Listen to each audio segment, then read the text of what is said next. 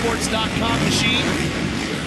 Look at these guys just trying to fight their way through this treacherous whoop section. And you want to come in and you want to jump some, but then you just have to be lined up when you land. And we noticed Wyndham a few laps ago, as he jumped into the whoops, he really was on a wheel stand. You want to try to keep the bike level. Wyndham has come the Toyota back to Yamaha, Davey Millsaps, and the Joe Gibbs rider doing everything he can right now to hang on to fourth. But Kevin Wyndham's closing. Here he comes, looking inside on Millsaps. Can't get it done just yet. And he had to cut so low to stay out of those ruts right now. But just for Wyndham to even be riding, that hit that he took last week in Indianapolis when he clipped the back of Mike Alessi's bike and went flying off right at the end of the race, it landed basically, on his rear. He didn't have any real, absorption with his legs or anything. Just took such a hard hit. That's why his back, low back, and glutes and hamstrings and everything are just so stiff. And he may be out there doing a fine ride right now, but I tell you, he's going to be sore once again once this 20 laps is over. But he won't give up easily, Aaron. That he won't, you guys. What a performance he's doing so far. Stiff and sore from last weekend. He's been taking some anti-inflammatories, massage. Also, he's been hooked up to an interferential stimulator to increase the circulation and blood flow. He's keeping his body from seizing up, trying to stay mobile, trying to stay nimble. And he's not going to lie, everything hurts, and he just needs to power through tonight. And he's up to fourth now, Aaron, as he made the pass during your report. And Millsaps has to charge back. Yeah, she's had a knack for that tonight, huh? She's been good at it, yeah. If if Aaron's on, there's going to be a pass. Yep. And in talking to talking to Kevin Wyndham about that crash, Jeff, a week ago, he said he really thought he was going to get tossed off the bike in a different direction, which could have been even worse. Here's a look at it as we go back to Lucas Oil Stadium a week ago. Watch Wyndham on the 14 in red. He thought he was going to land backwards into that berm, which really could have hurt. Yeah, he was pretty frustrated right there. He had a great ride. He was coming from behind, and he was on the gas, looking at the top 5, and that went down. So we go back to our leader here. But he had a 16-second lead in his heat race, did Ryan Villopoto. So far in this main event, and we're past halfway point, he's only been able to gap Brayton by 5, and that just happened recently. There you see Brayton back in the distance.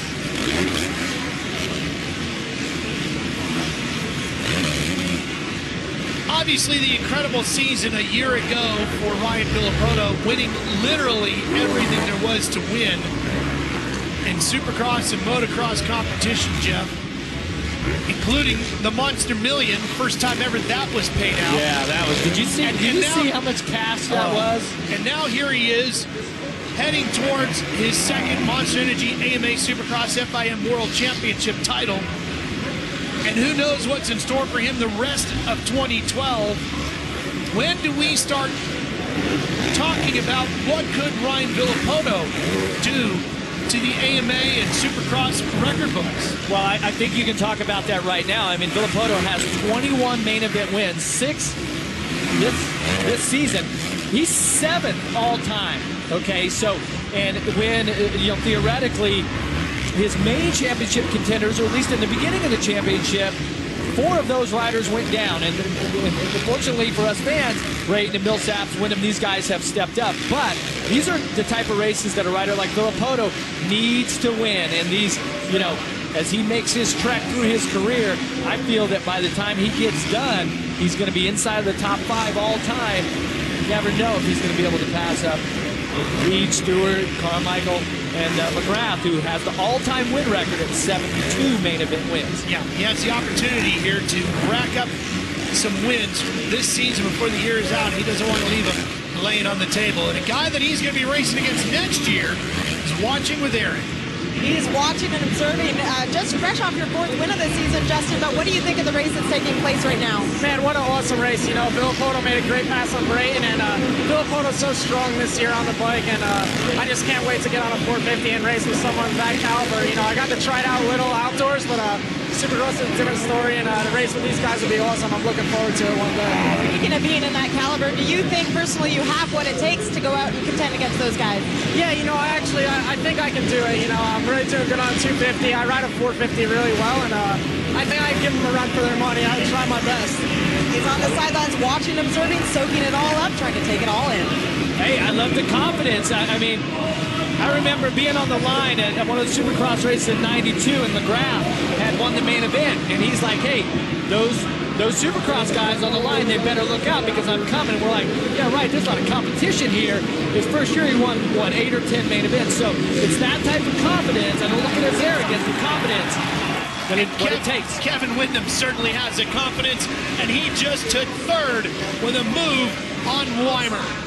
Beaten, battered, and no problem for the wily veteran, Kevin Windham. Well, we'll take another look at that. And you notice that Weimer's off the track. Jumped right off the track. Over the berm he went and out of the ballpark. Trying to find a good spot to get in here. Make a left-hand turn. There he goes. Well, he lost quite a bit of positions, and we'll take a look at what happens here. This is, there was a rider down. That was Metcalf and Gerke. Alessi was in there distracting him. He looks over at Gerke. Like, what do you think? Loses a position, then loses his concentration, and consequently, he's lost a position and a bunch of time and a podium.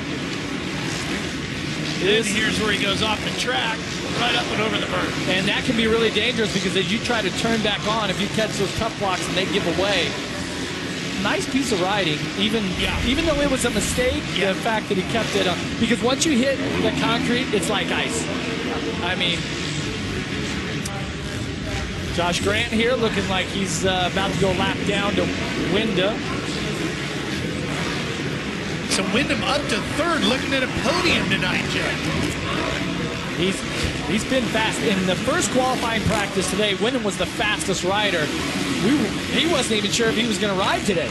No. Consequently, he's been really fast. He's been strong. When he came out, took a look at the first practice, just kind of take a look at the track, and pretty much cruised it for the rest of the afternoon, get his qualifying time in, and then that was it. And we had a conversation with Chad Reed earlier today, and he even alluded to Wyndham as being one of the best at the whoop sections when they get rutted like this, that he just has a knack and a talent that not many riders have. And so on a night like tonight, when the track conditions get like this, Kevin really seems to excel. Got around Grant, who's running in 12th.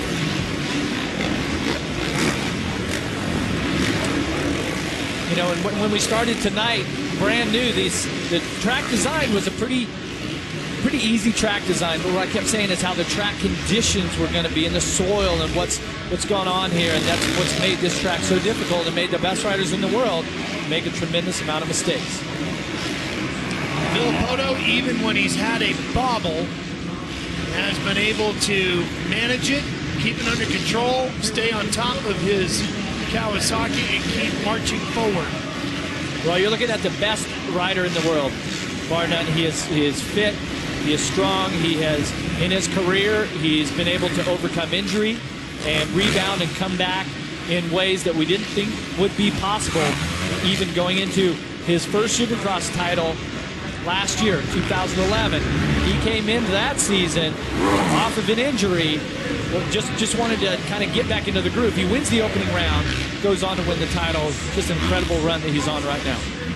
When you think about how badly broken he was with that leg injury in 2010 after the race in St. Louis, yep, and everything he had to fight through to rehab himself just to get back to competition, let alone to ride at the level he's performed at last year and now this year. It's incredible the dedication and determination he has had to come back and stand at the top of the sport and say, not only am I here to race, I'm the guy to beat. And the one thing is he's not afraid to do the work. He's got a lot of these great facets, a lot of these great qualities, but when it comes down to doing the hard work, he will do it. Now it's paying off. And it does again here tonight. Ryan Villapoto lights the candles here in Toronto. Another win in 2012 and the march towards a second